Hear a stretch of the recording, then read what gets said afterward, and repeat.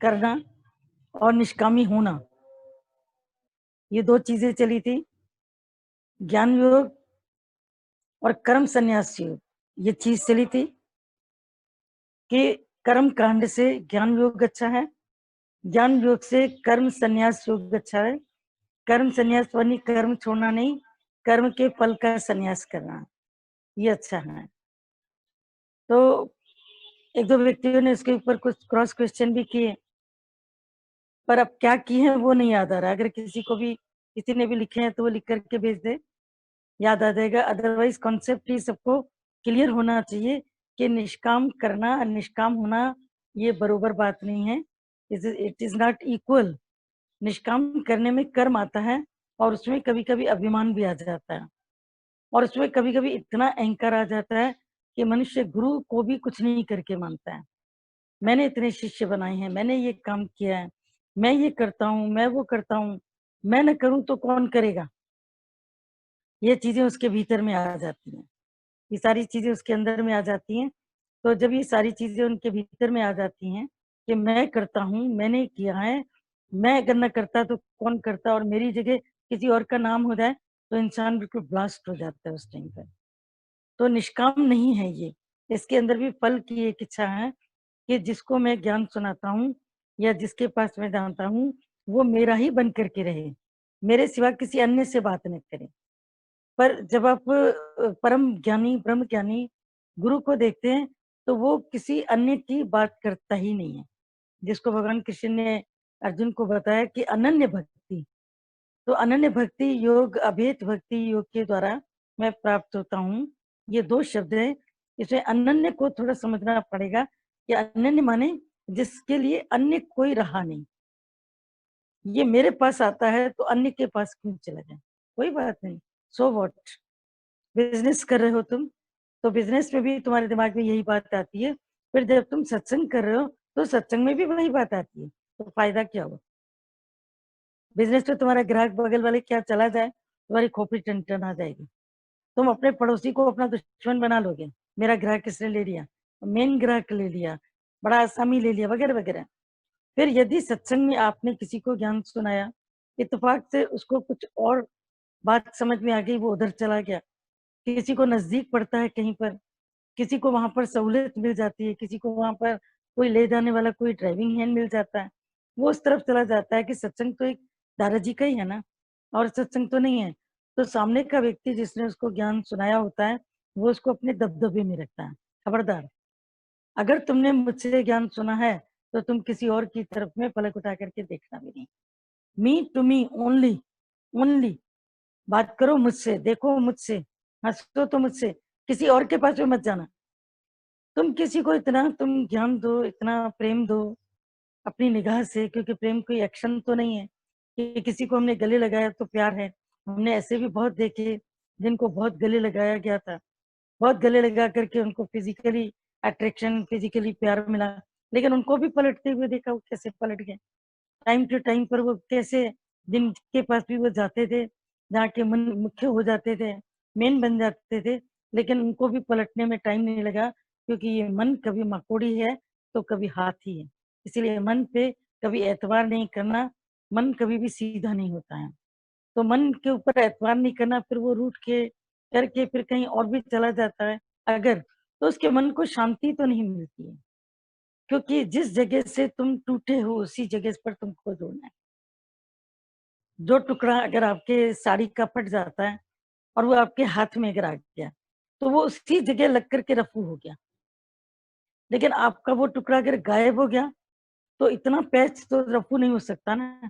यूं करके कोई ट्रायंगल में कटी हुई चीज तो रफू हो जाएगी, पर वो पीस निकल ही गया है, तो रफू, इतना पीस का जो गैप है वो रफू से कैसे भरा जाएगा, मुश्किल हो जाएगा, दिखाई देगा।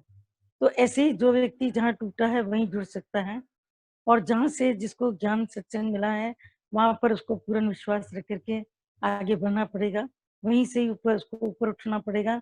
भले प्यार वो सबसे करे, टाइमली प्यार करे, कि ज्ञान सुने, सबको सन्मुख बिठा करके ज्ञान देवे, ठीक है, लेकिन उसको सत्संग सुनना, वहीं पर ही उसकी मन जुड़ेगी। और ये भी याद रखना, सो क्यों विसरे जो विकते काटे, जन्म जन्म का टूटा गांडे।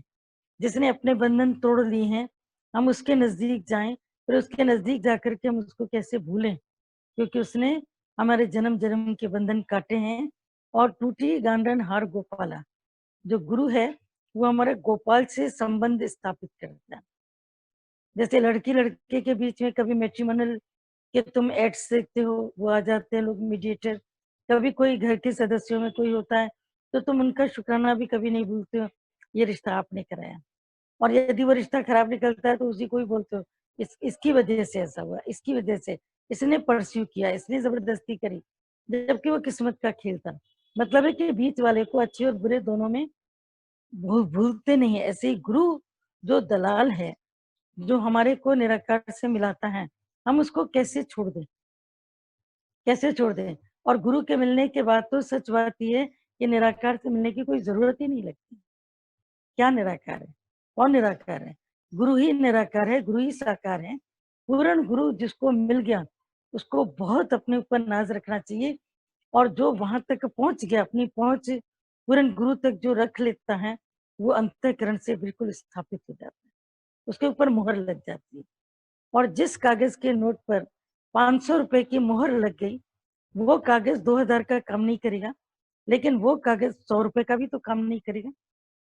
तुम अपने ऊपर ऊंची सी ऊंची स्टैंप लगाओ, मैं सतगुरु का ही हूँ। और सतगुरु के तुम बनोगे जब तुम उसके पास जाओगे। ये नहीं सोचो कि नामी गुरु, शोहरत वाला गुरु, बड़ा गुरु, जिसके पास बड़ी भीड़ है। वो गुरु जो मुझे अंदर से जो तपन है उसको हमारी मिटाए। गुरु मिला तब जानिए जब मिटे मोह मन ताप।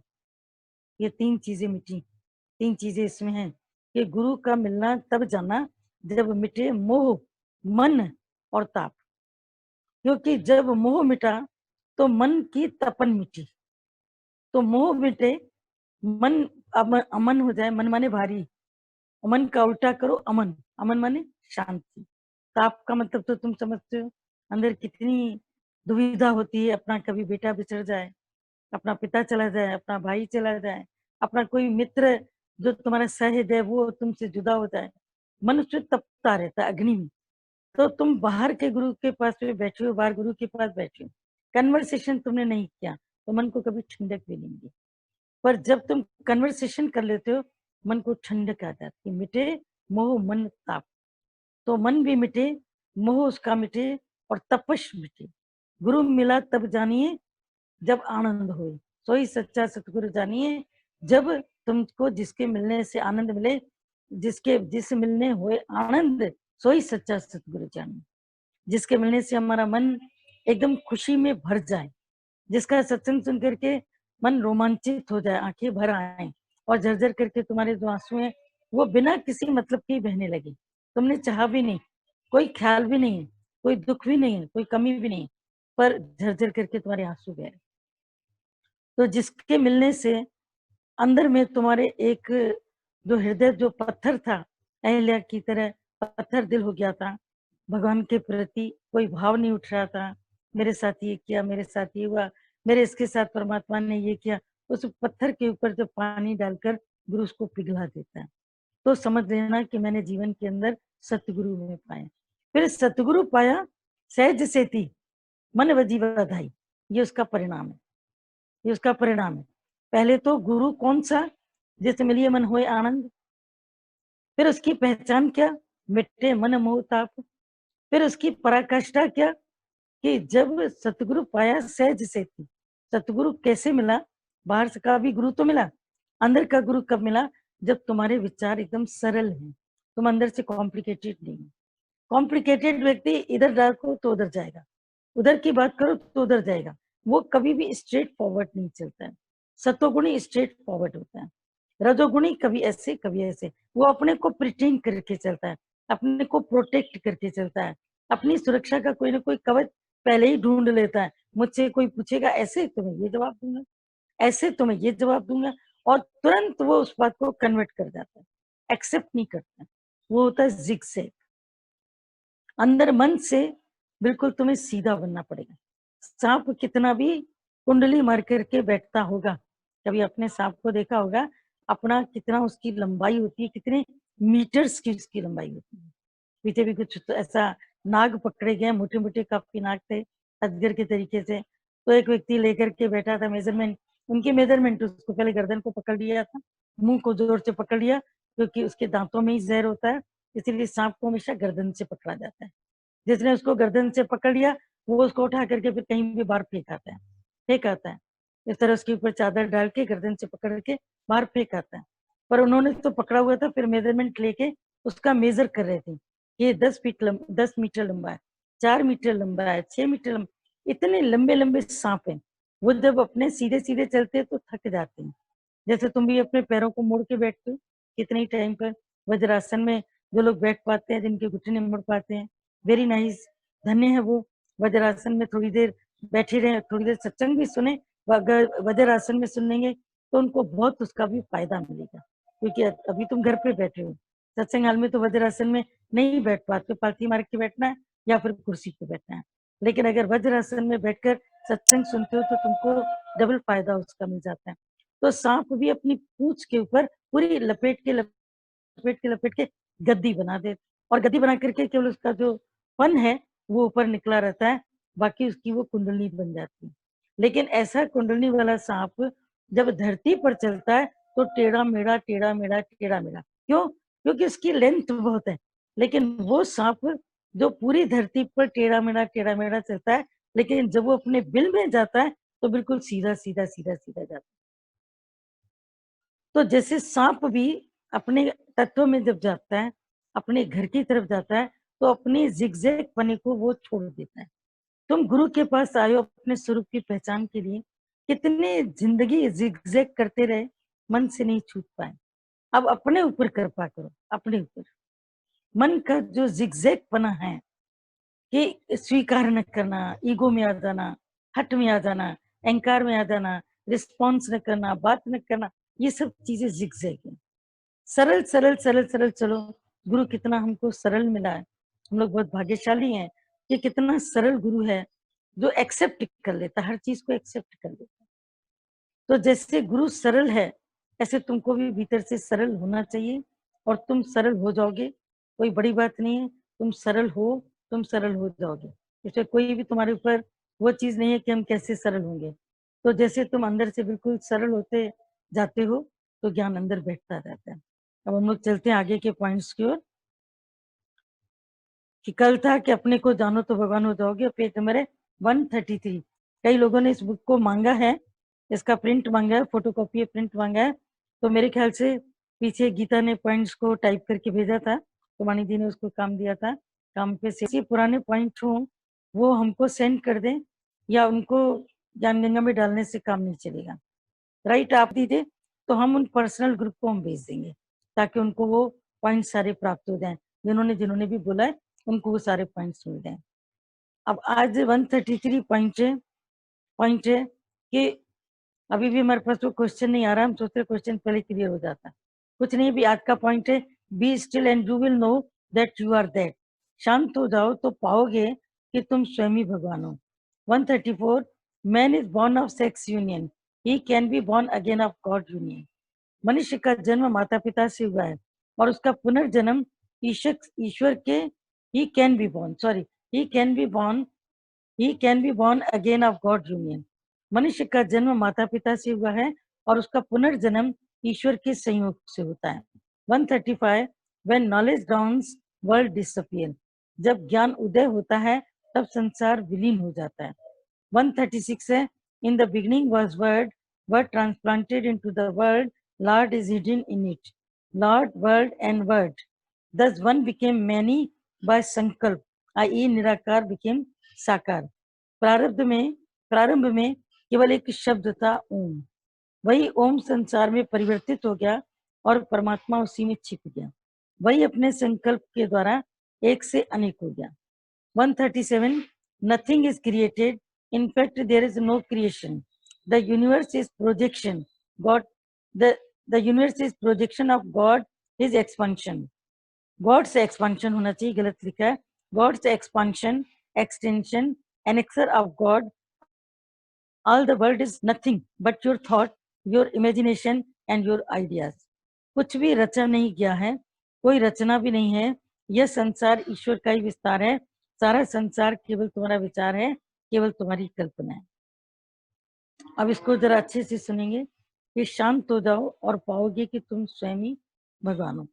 जैसे अपने घर से बाहर निकलकर व्यक्ति अपने घर का पता ढूंढे, अपनी एड्रेस लेकर और बाहर घूमता जाए, मेरे एड्रेस पर मुझे पहुंचाओ, मेरे मकान तक मुझे पहुंचाओ, मेरे घर तक मुझे पहुंचाओ, तो अपने घर से दूर जाकर अपने घर का पता नहीं मिलेगा। तुम जहां हो, कोई व्यक्ति तुम्हें रियलाइज करा दे कि जिसकी तुम्हें तलाश थी ये वही घर है जहां पर तुम खड़े हो। देखो ये तुम्हारा मकान है, यही तुम हो, इधर ही सब कुछ है, तुम ही हो, ये तुम्हारा ही घर है। तब उसको शांति मिलेगी। तो जितना तुम अपने से दूर जाओगे उतना वापस आने में तुमको टाइम लगेगा। जन्म जन्म तक तो अपने से भटकते रहे हो, अपने से दूर भी चले गए हो, और अपने नजदीक आने में तुम्हारे बीच में कितने हर्डल्स, कितने ब्रेकअप्स आते हैं, कितनी चीजें आती हैं। कहीं मन है, कहीं माया है, कहीं अज्ञान है, कहीं कुछ है, कहीं कुछ है। तो जब इतना सब कुछ है तो इट मीन्स के मन पूरा अज्ञान में भरा पड़ा है, तो ज्ञान उसके भीतर में नहीं आ रहा, अंतःकरण में नहीं उतर रहा है।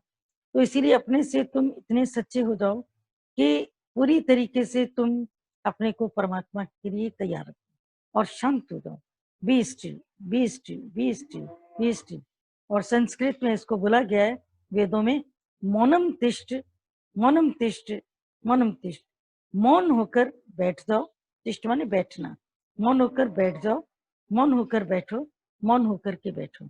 मौन होकर के बैठना मतलब मन की मौन, इंद्रियों की मौन, पूरी तरीके से मौन होकर के अपने में स्थिर हो जाए। तो तुम्हें जो रिफ्लेक्शन मिलता है आनंद के पल का, जो तुम भीतर में ग्लिम्सेस, झलकियां फील करते हो कुछ देर के लिए, वो झलकियां धीरे धीरे धीरे धीरे करके तुम्हारे जीवन में उतरती चली जाती हैं। फिर एक दिन ऐसा होता है कि तुम्हारी स्थिरता ही ब्रह्म है। मन स्थिर है तो तू ब्रह्म है। भगवत गीता फिर से दूसरा अध्याय कि मन की स्थिरता ही ब्रह्म है। मन की स्थिरता में जब तुम आ जाते हो तो ब्रह्म, ब्रह्म का भाव तुम्हारे भीतर में ये आ जाता है कि मैं ब्रह्म हूँ। क्योंकि थिर मन ब्रह्म और अथिर मन संसार। गुरु नानक साहब ने बोला थिर मन ब्रह्म, अथिर मन संसार। अभी भगवान भी बता रहे थे कि देह अध्यासी की जो बुद्धि है वो कभी भी निश्चयात्मक नहीं होती, वो हमेशा ही डाउटफुल रहता है। आज किसी को प्यार करेगा, अगले दिन उसी से सवाल करेगा, क्या मेरे को आपका प्यार है, क्या मेरे साथ में आपका प्रेम है, मेरे से कोई शिकायत तो नहीं है, मेरे से उतना प्रेम नहीं है जितना पहले था, मेरे को उसके जैसा प्रेम नहीं आप करते हैं जैसे आप उसको करते हैं। अपने ही प्रेम के ऊपर जो तुमने किया उसके ऊपर तुम डाउट्स लगाते हो। फिर अपने ही गुरु पर जिसको तुमने प्रेम किया उसी के ऊपर तुम क्वेश्चन मार्क लगाते हो। 25 साल आए तो क्यों सोच कर आए, क्या सोच करके आए, 25 साल क्यों टिके रहे, 30 साल क्यों टिके रहे, ये पूछो। अलग होने का एक कारण है, लेकिन 30 साल टिके रहने के कई कारण है। मन अहंकार में उन पे पर्दा डाल देते हैं। इसीलिए फिर वापस अपने स्वरूप में आ जाओ कि मुझे मेरे स्वरूप में लाने वाला कौन, गुरु। क्योंकि यहाँ कोई पाई पैसे का व्यवहार नहीं है, मेरे तेरे का व्यवहार नहीं है। तो वो व्यवहार न होने के कारण मन गुरु के प्रति अपने आप ही झुकना शुरू कर देता है कि मेरी जीवन तुमने बनाई, तुमने बनाई। मैं था इस तरह जहां में जैसे खाली सीप होती, मेरी बढ़ गई है कीमत। क्यों? क्योंकि तूने भर दी है मुझे। खाली सीप की कोई कीमत नहीं होती। अब ले क्यों, बच्चे खेल के ऐसे ऐसे करके तोड़ देते हैं, लेकिन जो सीप मोती बन जाती है वो जवेरी के हाथ जाती है, उसकी कीमत बढ़ जाती है। वो सीप पनियाली होती है, उसे पानी का पूरा एक शेड दिखता है। जो असली सीप होती है उसकी ये पहचान होती है, वो कभी भी व्हाइट नहीं होती, वो क्रीमिश होती है।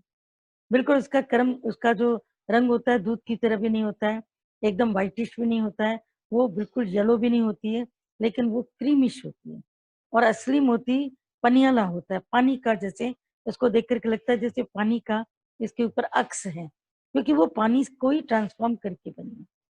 पानी को उसने ट्रांसफॉर्म किया।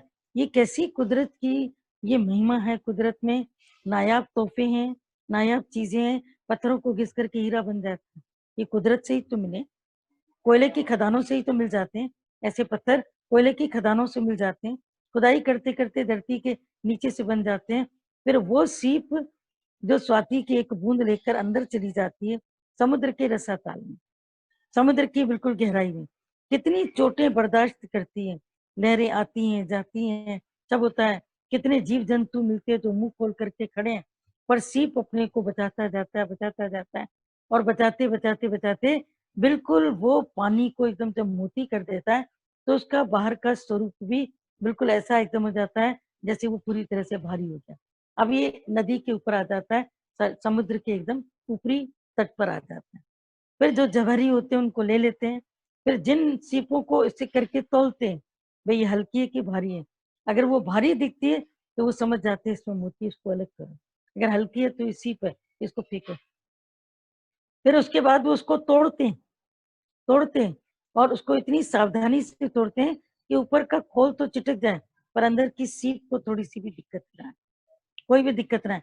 फिर उस सीप के अंदर में सुई डालते हैं, सुई डाल करके उसको बेंधा जाता है। सीप ऐसे ही तुम्हारे गले का हार या तुम्हारे इयरिंग्स बन करके जब आते हैं, तो ऐसे ही मोती नहीं बनते। मोती को कितना सफर होना पड़ता है, मोती कितना सफर करता है, तब कहीं जाकर के वो तुम्हारे पास आता है। तो जो बिंद गया सो मोती, जो नहीं बिंधा सो दाना।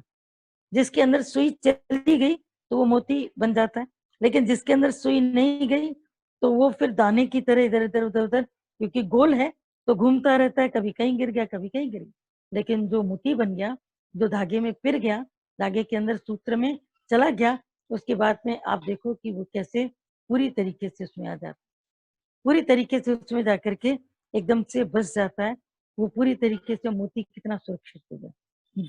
पानी को मोती बनने के लिए सीप को कितनी मेहनत करनी पड़ी। पहले तो सीप समुद्र में रहती है, लेकिन जब स्वाति नक्षत्र का पानी आता है तो मुंह खोल करके कर देता है, और पानी कोई नहीं पीती है। जब तक ये स्वाति का पानी न मिले तब तक वो प्यासी की प्यासी रहती है। और सीप समुद्र में जाकर के अपने को अंदर बाहर धोती है, इतनी उल्टम पलटम, इतनी उल्टम पलटम, क्योंकि सीप बालू की उपज है, बालू की उपज है। फिर उसी बालू के ऊपर जब इसकी आती है, सागर की लहर आती है, तो सीप बालू की लहर के साथ समुद्र में चली जाती है। पर जब समुद्र में जाती है तो उसके अंदर मिट्टी भी होती है, रेत होती है, मिट्टी माने रेत, क्योंकि बालू की उपज है, रेत उसके अंदर आ जाती है।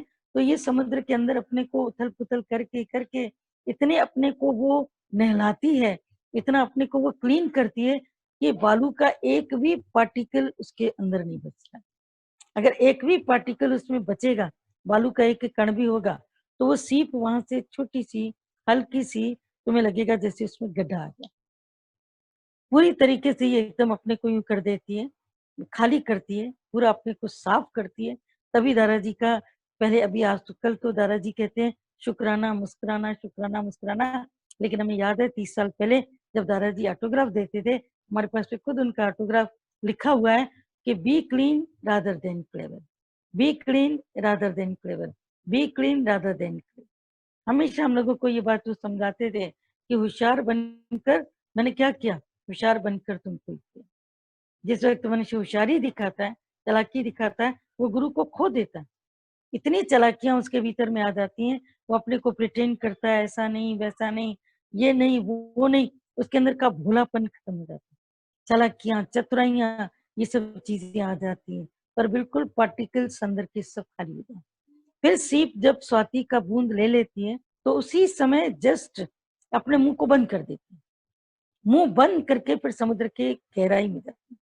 अब गहराई में उसको कितनी लहरें मिलती हैं, कितने झंझावात मिलते हैं, कितने समुद्री तूफान मिलते हैं। वो समुद्री तूफानों में घूमती रहती, लेकिन अपना मुंह नहीं खोलती कभी भी।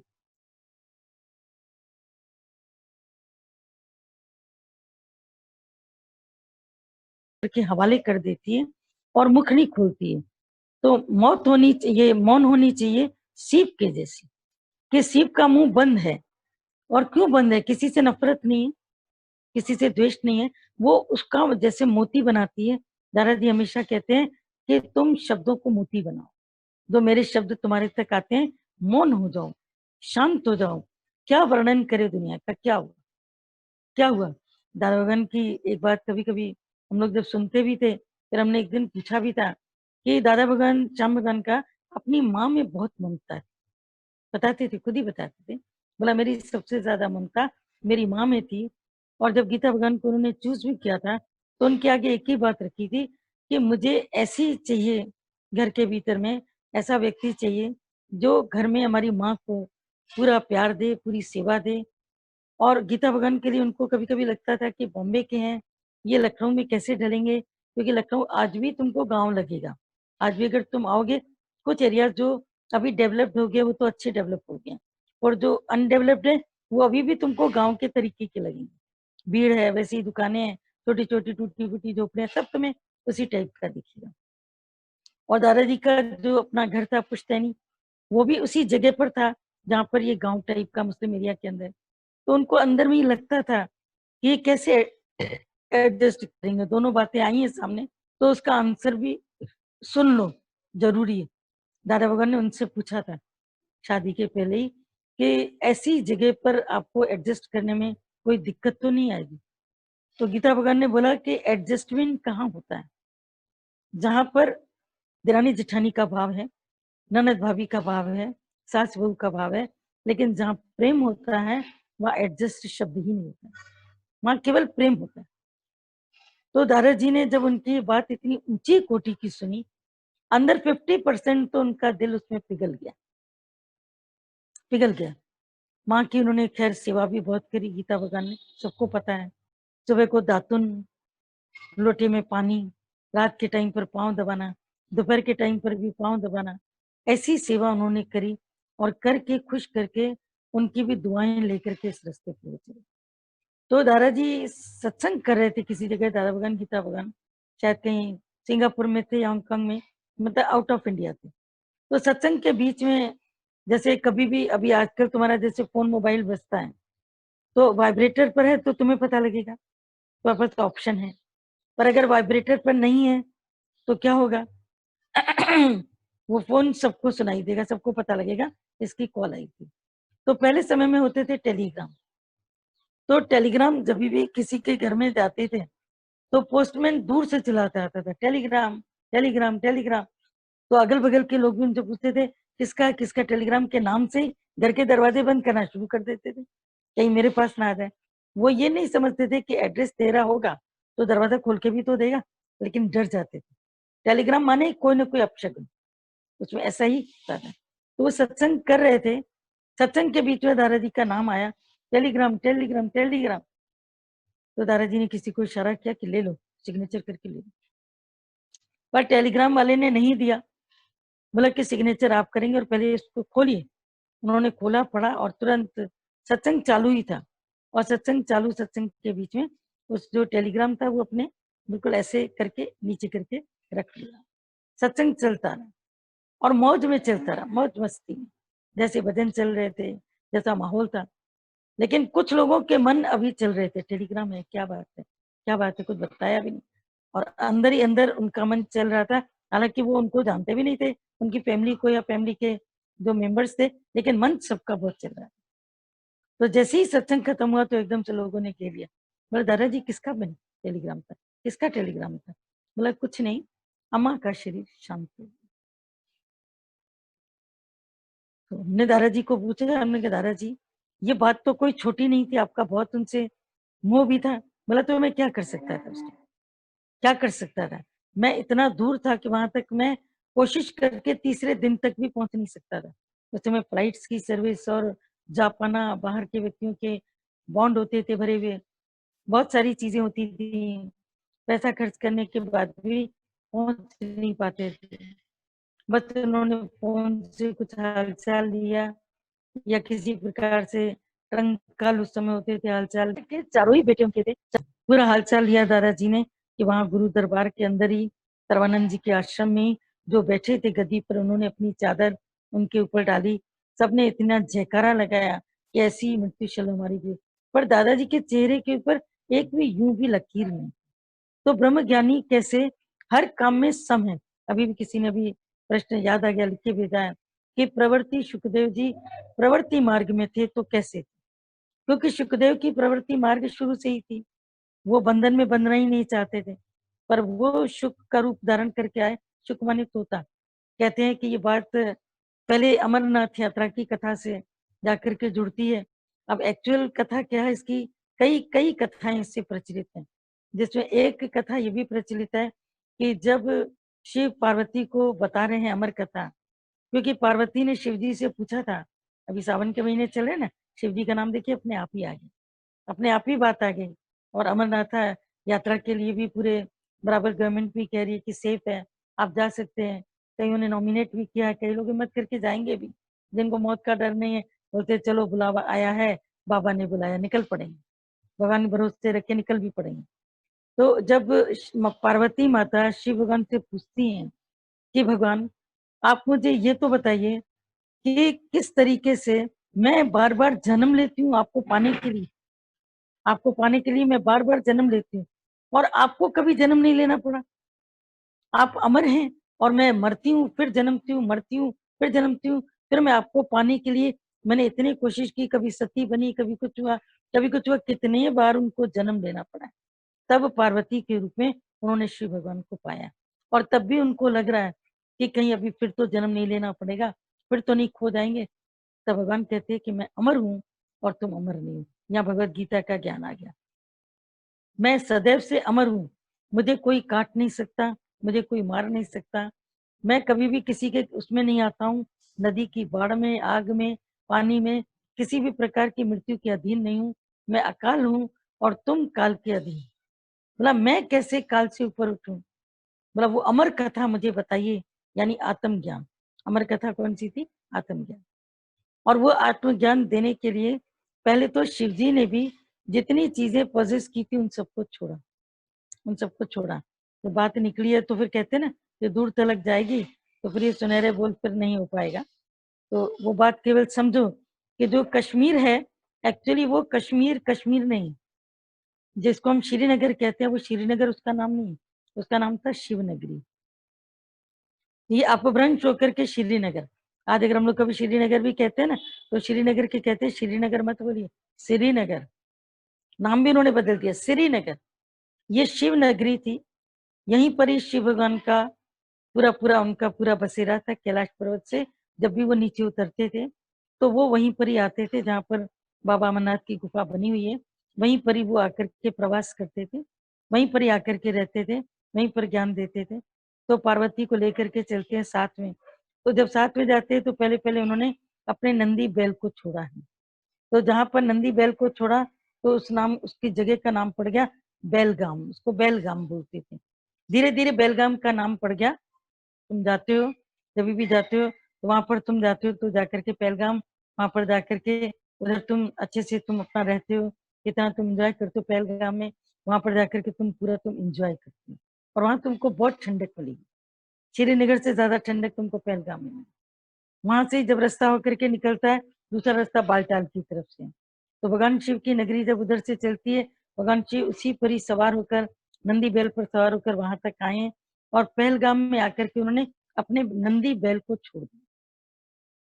नंदी बैल को छोड़ा, बोला अभी पैदल चलते। पैदल चलते चलते फिर आगे पड़ता है शेषनाग। शेषनाग एक जगह का नाम पड़ता है। वहां पर कश्मीर की जितनी भी जगह है ज्यादातर, उनमें एक एक नाम आता है नाग, अनंत नाग, शेष नाग, चंदन, फिर चंदन नगर। उस जगह उधर भी जब जाते हैं चंदन नगर की तरफ, चंदनपुरी या चंदनवाड़ी, चंदनवाड़ी, तो पर शेषनाग पर जाकर के उन्होंने शेषनाग का त्याग किया। चंदनवाड़ी पर उन्होंने अपने माथे के तिलक का भी त्याग कर दिया। और फिर जिस वक्त वो आगे बढ़ते हैं तो शेषनाग भी उतरा, नंदी बैल भी गया, माथे का तिलक भी गया। इस तरह वो सब चीजों को छोड़ते छोड़ते छोड़ते छोड़ते चंदनवाड़ी से भी आगे बढ़ते बढ़ते बढ़ते जिस वक्त वो आगे जाते हैं तो बहुत आगे जाने के बाद में बेताब वैली भी पड़ता है, बेताब वैली, वहां पर भी वो कुछ देर के लिए रुके हैं। फिर आगे जब जाते हैं तब सीधे ऊपर की तरफ चढ़ते चढ़ते चढ़ते चढ़ते उस गुफा की तरफ पहुंचे अमरनाथ की, वहां जाकर के बैठते हैं। अब भगवान शिव ने सब चीजों का त्याग किया हुआ, न उनके पास में बैल है, न उनके पास में कछुआ है, पिस्सू का भी त्याग कर दिया जो उनके साथ चलता था। और उन्होंने जो भभूति थी वो उनकी लगी रही, रुद्राक्ष की मालाएं थी वो पड़ी रही, बाकी सब जो ऊपर की चीजें थी, जैसे नाग ऊपर से था उसका त्याग किया, तिलक उन्होंने लगा के रखा था उसका त्याग किया। और जब उस स्थान पर पहुंचे तो मृग चरम को बिछा करके बैठे उसके ऊपर और उसे कहा कि तुम शांत होकर के, केवल मौन होकर के, आंख बंद करके आत्म ज्ञान, अमरनाथ माने अमरनाथ, आत्मा का ज्ञान, उसकी कहानी सुनना, उसके बारे में सुनना, वो ज्ञान सुनना, वो ज्ञान सुनना। लेकिन आपको सबको पता है कि पार्वती माता जब सुन रही थी, और आप भी कई सत्संगी है ना जो कहते हैं सत्संग सुनते सुनते कभी कभी नींद आ जाती। सत्संग भारी है और आत्मज्ञान तो बहुत भारी। तब योग वशिष्ठ तुम सुनो, बहुत ऐसे वो लोग कितनी ऊंची इतनी बुद्धि रखते हैं, कितनी उनकी बुद्धि की पराकाष्ठा होगी, जिन्होंने योग वशिष्ठ को भी पूरा एज इट इज सुना होगा, उसमें उनको नींद ना आई हो, उसमें उनको भारीपन न लगे। क्योंकि भारीपन वहां लगता है हमारी दूसरे की बातें हो रही, अपनी बात जब होती है, अपने देश की बात, तो उसमें भारीपन थोड़ी। अपनी कहानी तुम बता रहे हो तो भारीपन थोड़ी। अपने बारे में तुम किसी से सुन रहे हो जो तुम्हारे जन्म से मृत्यु के बारे में बता रहा है, तो उसमें नींद थोड़ी आएगी। अपने ऊपर आती है जब बात तो नींद नहीं आती, लेकिन दूसरे की बात हो रही और भारी हो रही तो हो सकता है तुम सो जाओ। तो भगवान जब अमरनाथ की यात्रा की, अमरनाथ की कथा बताते हैं, पूरा उसको ज्ञान देते हैं, तत्व ज्ञान। तू ब्रह्म मैं ब्रह्म, तेरे मेरे अनेकों जन्म है, लेकिन तुम देह भाव में रही तो संयोग वियोग रहा, तुम्हारे भीतर राग द्वेष रहा, कभी तुमने पिता से भी नफरत की, कभी तुम इतने आवेश में आ गई कि तुमने अपने शरीर के टुकड़े टुकड़े करके धरती पर बिखरा दिए, 12 जगह पर ज्योतिर्लिंग बन गए। लेकिन मैं सदैव एक रहा, न मेरे भीतर किसी के लिए द्वेष है, न मेरे भीतर किसी के लिए राग। आगे चल के उन्होंने त्रिशूल भी छोड़ा है, वो भी एक जगह का नाम पड़ता है जहां पर उन्होंने अपने त्रिशूल को भी छोड़ दिया, और त्रिशूल को भी छोड़ के फिर आगे की ओर अपने माथे के ऊपर जो चंद्रमा था, भगवान ने उसका भी त्याग किया। तो वो पार्वती को सुनते सुनते सुनते सुनते नींद आ गई। तो जब नींद आ गई, भगवान शिव अपने में बोलते गए बोलते गए बोलते गए बोलते गए, और एक आवाज आती रही, कू कू कू कू। तो उनको ही लग रहा था कि पार्वती हूँ पार्वती कर रही है। पर जब ये पूरी बात आत्म तत्व की पूरी हुई और शिव भगवान के नेत्र खुले, तो उन्होंने क्या देखा कि पार्वती माता को तो नींद आ गई। एकदम से उन्होंने, पहले तो जिस वक्त वो बैठे थे, तो उन्होंने पहले ही कहा कि समर कथा को जो सुनेगा वो अमर हो जाएगा। तो अब इसको तो लोगों ने बातों से बांध दिया कि अमर कथा में, अमर बाबा की यात्रा में, वहां पर जाकर के अमरनाथ की यात्रा करके हम अमर हो जाएंगे। पर वहां से लौटते लौटते कईयों की मृत्यु हो जाती है, कई लोग मौत के भय में आ जाते हैं। अभी कोरोना का भय उनको नहीं लगना चाहिए जो अमरनाथ की यात्रा करके आए, क्यों लग रहा है? वो अमरता से लौट करके आए ना, अमर जल से लौट करके आए, तो उनको डर क्यों लग रहा है?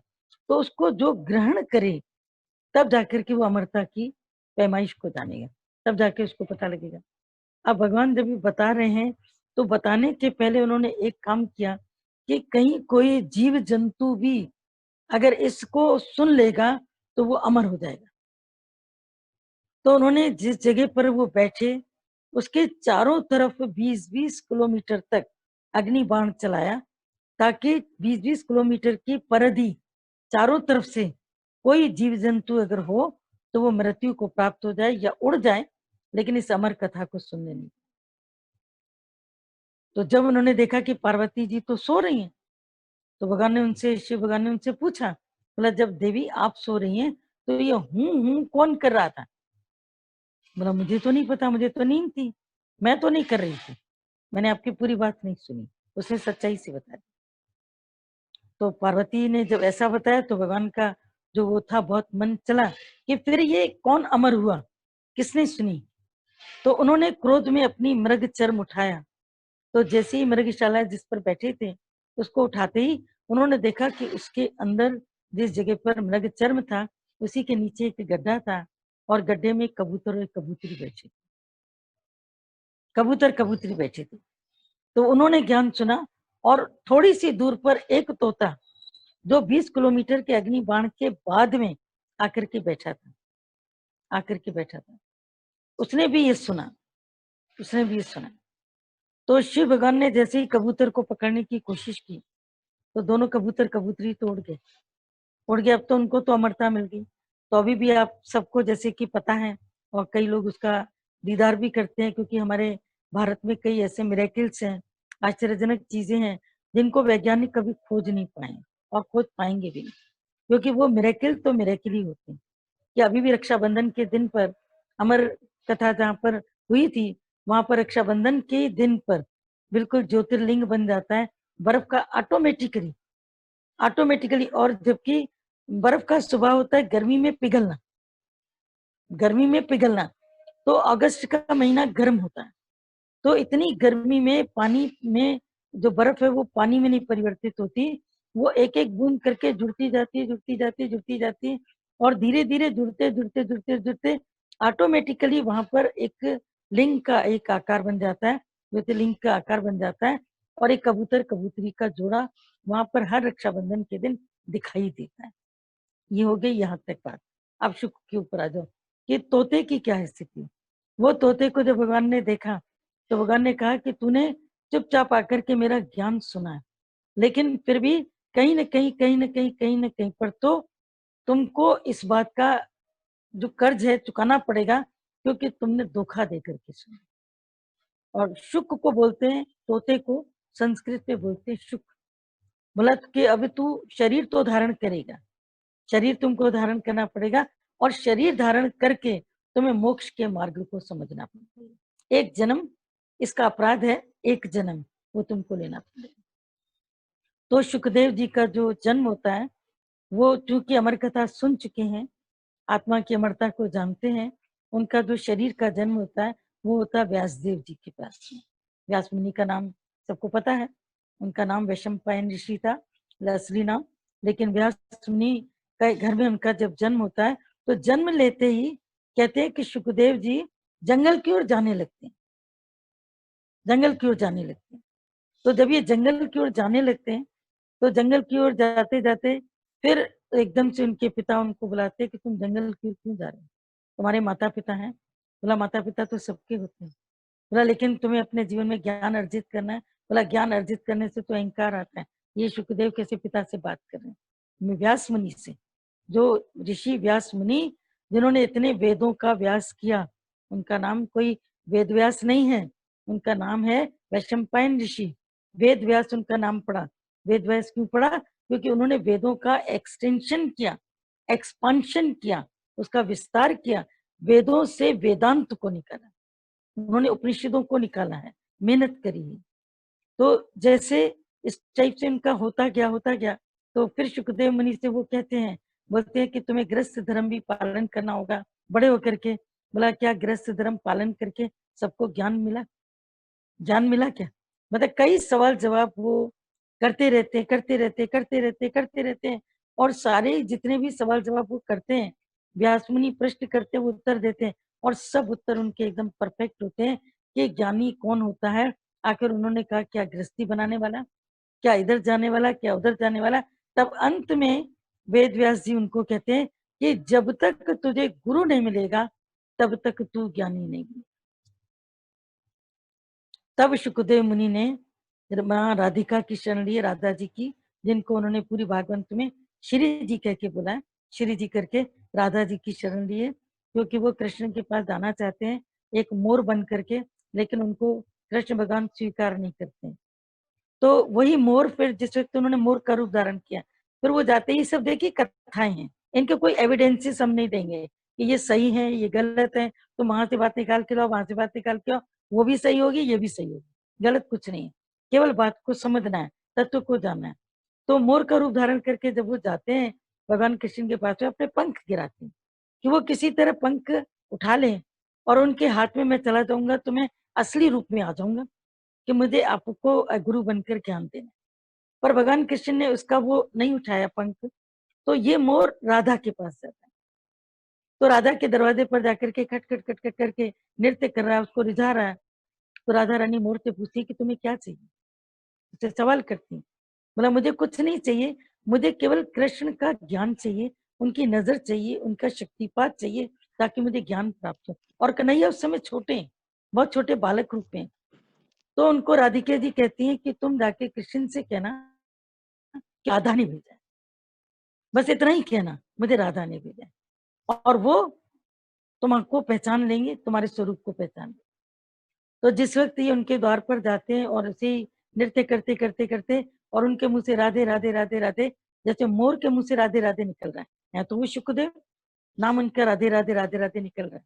तो एकदम से भगवान कृष्ण ने जब राधे का नाम सुना, तो इस मोर को ठहराव आ गया, और उन्होंने उसने अपने पंख सारे जमीन पर बिखेर दिए। उन पंखों को भगवान ने बटोरा, और बटोर करके अपने मुकुट पे लगाते हैं। तो सुखदेव मुनि अपने स्वरूप में आ गए। भगवान ने उसको जैसे एक ज्ञान दिया, ब्रह्म ज्ञान दिया, उनको ब्रह्म ज्ञान भीतर से ही प्राप्त हुआ। एक स्पर्श मात्र से ही उसको जैसे पूरा तत्व का बोध हुआ। तो पूरे जितना जीवन सुखदेव जिए उन्होंने राधे राधे ही किया, राधा को गुरु करके माना, श्री जी श्री जी।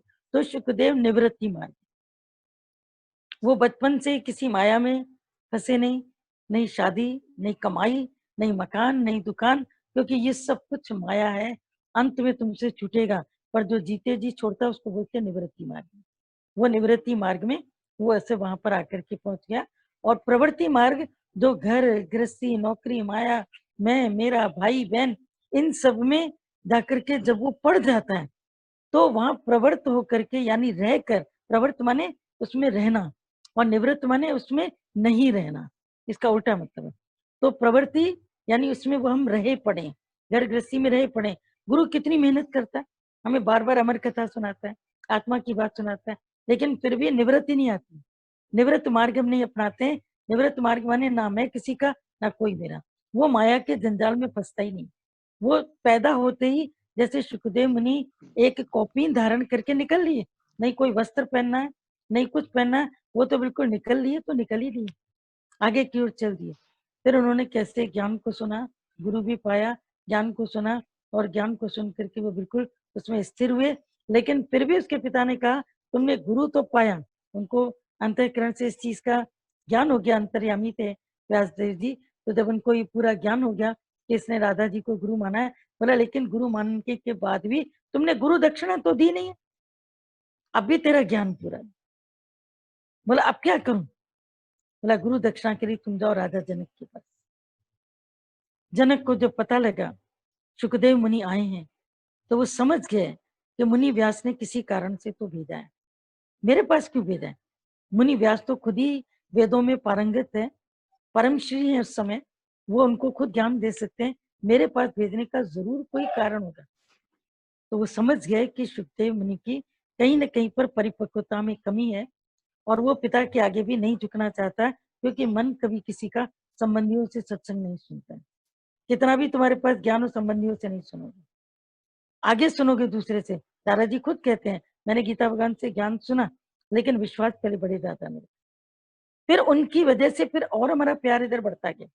ज्ञान हमें उन्हीं से उन्होंने दिया, पूर्णता उन्होंने ही दी, क्योंकि बिना गुरु किए काम नहीं चलता। फिर धीरे धीरे करके गीता भगवान के साथ तो उनका प्रेम था ही था, लेकिन उनका जो गीता भगवान को भी पता था कि संबंध में वो ज्ञान रिलेशन में हो सकता है वो कहीं पर ज्ञान को न भी सुने।